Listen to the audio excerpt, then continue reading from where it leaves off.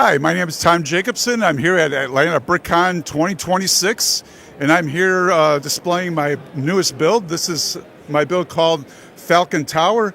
It's kind of a layout of Falcon royalty at this point in time. It's more of a castle of luxury and residence rather than a castle of warfare or knights and all that. But the whole build took me about 2 months to build. I have no idea how many pieces it is because I don't keep track of that. But it's a general layout of a courtyard surrounded by the larger royal tower where the royal residence is. And then you got a bridge coming off the one gate coming back to the second tower, which is kind of the residence for the staff, the knights that live here. And so anyway, just kind of more of a residential tower. But the build features the courtyard, the two towers, the one gate. You got the gatehouse and the main gate coming in. And I've built also a chapel right here featuring Brick Warriors Black Falcon stained glass windows, which looks really, really, really nice. So the whole scene is basically... you can't see it on the other side of the tower. You've got the king and queen are kind of toasting each other on the veranda outside the main tower there, and they're awaiting the arrival of their son and daughter, which are coming here, escorted by the royal knights coming towards the main entrance. And you got a procession of knights awaiting their arrival. And actually, there's Lord Thomas, which is a cousin of the king. He's waiting for the arrival of his niece and nephew, and that's actually a facsimile of me. That's one of my sig figs there. Do you try to include yourself in different builds typically? I do, yes. People ask me, you should hide yourself in some of these builds. They says, well, I'm in the castle, and I'm actually in the one build over there too. I'm on the Star Wars builds, but yeah, I tried to. The whole build was relatively simple to put together. It took a long time.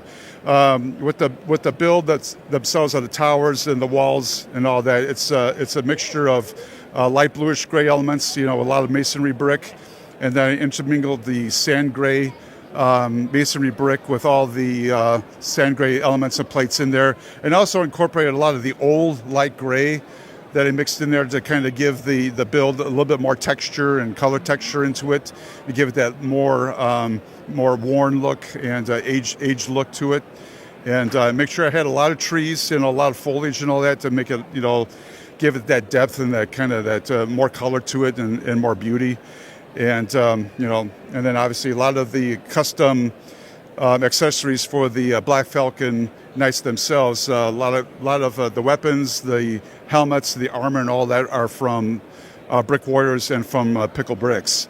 So had a lot of fun. This like I said, this build was the longest of my builds. It took almost 2 months, and then it's accessorized with the lighted Black Falcon logo there that I got from Big Kid Bricks, and then I have the little Black Falcon shield mosaic as well, just to kind of accessorize the build as well. It has been really cool in recent years to see both the LEGO community and third-party companies and LEGO themselves really embracing the Black Falcons and castle as a theme, and then you just get so many amazing parts that you can use. Oh yeah, it's so much. I mean, there's so much available on the third party now that you can use to accessorize the Black Falcons themselves, and like I said, it just adds so much more to the build, and it's just so neat to see, how much the extra armor and the custom helmets add to the base Lego minifig. Now, are there interiors to any of these buildings here at all? Are you able to access those? No, there's no interior. It took long enough to build. I really didn't want to put the interior.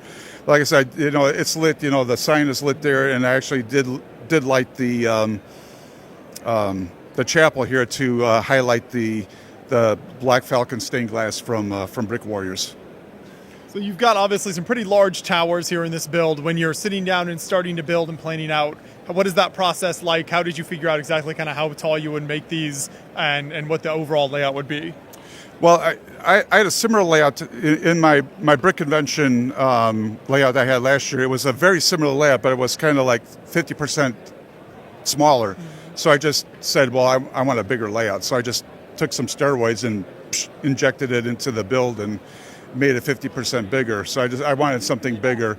And, you know, my buddy Mark Erickson was kind of a help. He's kind of an inspiration, and Steven as well. And they've built a castle or two. One or two here and there, yeah. So they're always a big inspiration to me, and you know they follow me on Instagram, and you know they've got a lot of suggestions and all that. So you know I take their suggestions to heart and incorporate a lot of suggestions to my build as well. So. Now, another great element of the layout is the trees and kind of greenery that kind of offsets all of the gray and blue of the castle nicely. So yes. What was your approach with some of the landscaping around the layout? Well, since I do a lot of travel and since I do a lot of shows, you know, my goal is to make trees that A, look nice, but then B, survive the constant set up, tear down, and travel and all that. So the trees are pretty indestructible. I mean, you can pull them off and just kind of throw them around, roll them around, and they don't come apart. But I wanted trees that, you know, again, would accessorize the build with a little bit more color. You know, I try to use different colored leaf elements or limb elements on each of the trees to give that, you know, the color more depth. Because I mean, inside the tree, you know, it's darker, and then you have the lighter leaves, you know, that catch the sun on the outside. So I kind of use the dark green leaf elements on the inside of the trees to give it that depth, and then the lighter on the outside. So, it you know, it makes it pop a little bit more. You know, same way. And I put a little more birch trees in here too, just to kind of give it a little bit more variety in the foliage. And I took advantage of some of the newer flower and leaf elements too that Legos put out in the last year to accessorize, and you know, with all the flowers and all the other colorful things that give it a little bit more color rather than the green and the grays and all that. Absolutely. Now, we've covered a lot of your Star Wars builds over the years. That's definitely something that you're known for. So it's cool to see a larger castle layout. Is this something you hope to do more of in the future? Oh, absolutely. I'll be doing a new castle next year. So I mean, I love castle. You know, it stems from the fact from my love of Lord of the Rings. So it's an offshoot of that love as well. So yeah, so I'll be doing a lot of castle in the future again. Perfect. And if people want to see more of your builds in person, what shows do you have planned for kind of the rest of this year? Where do you think you'll have some stuff on display? Well, I'll be at Brickworld Chicago in June. I'll have the castle here, and I'll have the Darth Vader house at Brickworld Chicago, and I'll be doing all of the Brick Fan Event shows this year in Tampa and in Greenville and Orlando and all his shows, because I've actually signed contract with Nick to do all the shows this year. So.